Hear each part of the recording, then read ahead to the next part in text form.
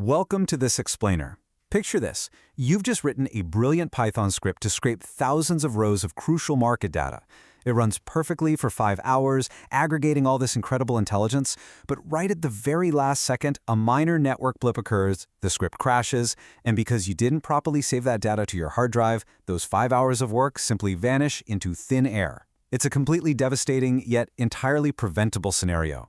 Today, we are going to tackle a fundamental challenge every developer faces, which is ensuring your data actually survives. We're going to learn how to safely append data to a file system in Python, maintaining a continuous log of information without ever crashing your applications. Whether you're logging server events, saving continuous user inputs, or aggregating long data streams, mastering this specific skill is absolutely non-negotiable for a professional developer. Here is our roadmap to bulletproof Python persistence. First, the power of persistence. Second, appending data in Python. Third, common file system errors. Fourth, handling exceptions safely. And fifth, putting it all together. Let's kick things off with Section 1, the power of persistence, saving data beyond the run. To truly grasp why file persistence matters, we need to talk about where your data actually lives when a Python script runs.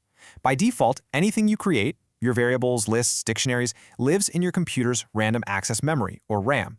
Now, this is incredibly fast, temporary memory, but it's really fragile. It's exactly like holding a complex thought in your head. The moment your program ends, or worse, crashes unexpectedly, that memory is wiped completely clean. Poof, gone. File persistence is the act of taking that data out of fragile RAM and writing it down onto your permanent hard drive. It's exactly like writing in a physical notebook. By saving data to permanent storage, the information remains safely stored even after you close the cover. It survives the application's lifecycle, and this is exactly what allows you to build historical logs, save game states, or maintain user preferences across multiple sessions over days, months, or even years. Moving right along to Section 2, appending data in Python, adding to the story. When it comes to writing data to that permanent notebook, developers frequently fall into a massive, destructive trap. You essentially have two choices: write mode, denoted by a lowercase w, and append mode, denoted by a lowercase a. Write mode is incredibly dangerous if used incorrectly. Imagine you have a production server log containing thousands of lines of critical error tracking from the last month. If you open that log file using W mode, Python essentially rips out all the notebook pages and burns them to start completely fresh. The moment that code executes, your historical data is instantly and permanently gone. Append mode, on the other hand, is what we actually want. Append mode simply turns to the next blank page to continue the story. It preserves everything you've already written and safely adds your new data to the very end of the file. The actual syntax to achieve this in Python is beautifully simple. You just use the built-in open function. You pass in your file name, like data.txt, and then as the second argument, you pass that crucial single letter A. That simple A handles all the heavy lifting for us.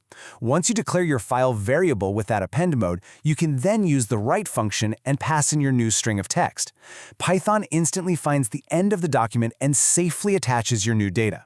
Oh, and a quick pro tip here: when you write data this way, Python doesn't automatically press the enter key for you.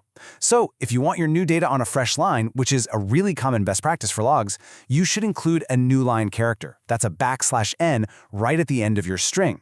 But while this two-line process looks incredibly straightforward, interacting directly with your operating system's file structure is actually one of the riskiest things your code can ever do. Which brings us to Section 3, common file system errors, the hidden roadblocks. You can write the absolute perfect 2 lines of Python code to append your data, but what happens to your program when the file system throws a massive roadblock in your way? You see, your Python script doesn't actually have ultimate authority over your computer. Think of the operating system as the bouncer of a really exclusive club. Python has to constantly ask permission to read or write anything. So what if another application is currently using and locking that exact file? What if the folder you're trying to save to doesn't even exist? What if the hard disk is completely full or physically corrupted? The moment Python asks the operating system to open a file, the OS can, and frequently will, just say no. Let's look at the specific villains of our coding journey. These are the actual errors the OS throws back at Python. First up is the file not found error.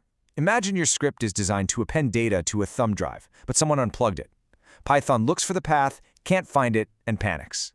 Second, we have permission error. Maybe you're trying to write a log file into a restricted system folder, but you didn't run your script with administrator rights. The OS bouncer firmly denies entry. Finally, there's a broader I/O error, which stands for input/output error. This covers general failures, like a hard drive running out of space mid-write. If your code simply assumes the file will open and encounters literally any of these roadblocks, it will instantly trigger a fatal exception. Your script will crash, halt right in its tracks, and stop processing entirely. Let's fix that in Section 4, Handling Exceptions Safely, your code's shield. I want you to adopt a brand new philosophy today, and it's this: always assume file operations will fail. Professional developers practice something called defensive programming. They don't just write code for the happy path, where everything works perfectly. They write code assuming the environment is actively hostile.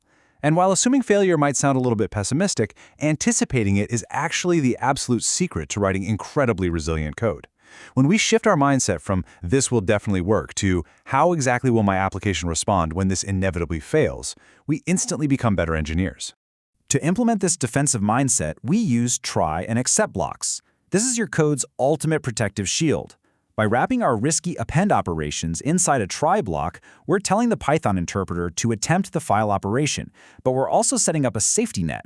If an error occurs, let's say the OS throws an I/O error because the disk is full, the except block catches it.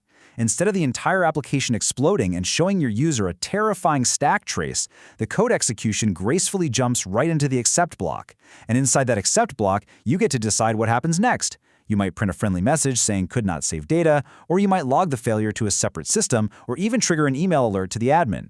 The absolutely critical takeaway here is that your program survives, it handles the failure, and it keeps on running. Finally, Section 5, putting it all together into the bulletproof append. Let's walk through this simple, step-by-step tutorial to synthesize everything we've learned into a perfect, bulletproof file operation. Step 1. You open your try block to establish your safety net. Step 2. Inside that try block, you attempt to open the file specifically in A mode, allowing you to safely append your data without wiping out the history. Step 3. You set up your except blocks to catch specific errors like I/O error or permission error, ensuring your app stays alive if the OS denies your request. And Step 4, this is arguably the most crucial part, you use a finally block. A finally block is guaranteed to execute no matter what happens in the steps above. Whether the append was entirely successful or an error was caught, the code in finally will run. And this is exactly where we put our file closing command. Why is closing the file so important? Well, because if you leave it open, you create a memory leak. Even worse, the operating system might keep that file locked, meaning no other program or script can ever touch it until you literally reboot your computer. So remember the flow. You try, you append, you catch, and you definitively close. As you go back to your own development projects today, I want you to look closely at your scripts. Is your code blindly trusting the file system? Or are you truly prepared to persist data through absolutely anything?